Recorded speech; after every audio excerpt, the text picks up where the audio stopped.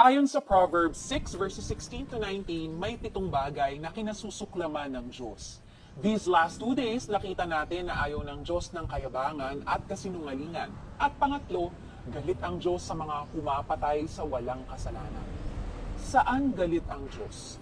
17 years old pa lang si Kian de los Santos when he was gunned down by the police sa isang anti-drug operation sa Caloocan City noong 2017. Senior high school student siya na may pangarap maging cadet ng Philippine National Police. Hindi siya drug addict, walang criminal record, mabuting anak at masipag na mag-aaral. In fact, nagmakaawa siya sa mga pulis na bumari sa kanya na kailangan na niyang umuwi upang mag-aral dahil may exams siya kinaumagahan. But he was mercilessly executed dahil nanlaban mo siya. Ayon na taon na ang ligtas, 2023, para makonvict ng murder ang 4 na pulis na sangkot sa pagpatay kay Kian. Isa lang si Kian sa mga innocent victims ng extrajudicial killings connected to the drug war in the Philippines during these years. Kung nagagalit ka sa mga kay Kian at sa marami pang innocent victims ng engagement, your heart is aligned with God's heart at His family. Hindi ng galit ito sa pagpatay ng walang kasalanan. Kinamumuhian niya ito, kinasusuklaman, at malagim ang kasasakitan ng lahat ng mga mamamatay tao.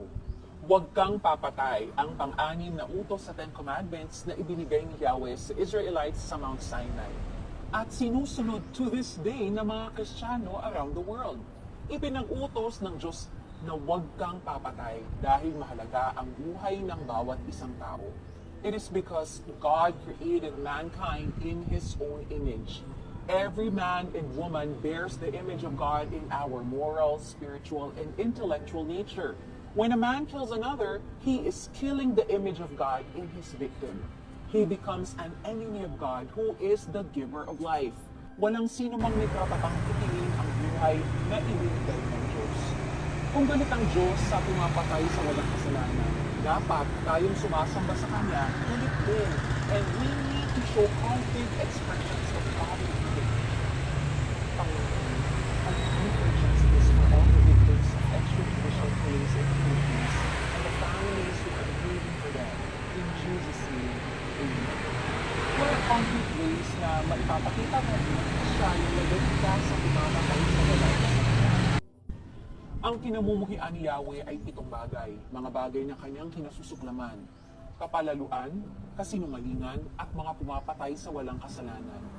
Usong sa kapwa'y walang mabuting isipan, mga paang ubod tumulin sa landas ng kasamaan, saksing sinungaling, mapaglubid ng buhangin, pag-awayin ang kapwa, laging gusto niyang gawin. Mga Kawikaan, chapter 6, verses 16 to 19. God is a God of mercy, justice, and love. May His grace be upon us all through Christ Jesus.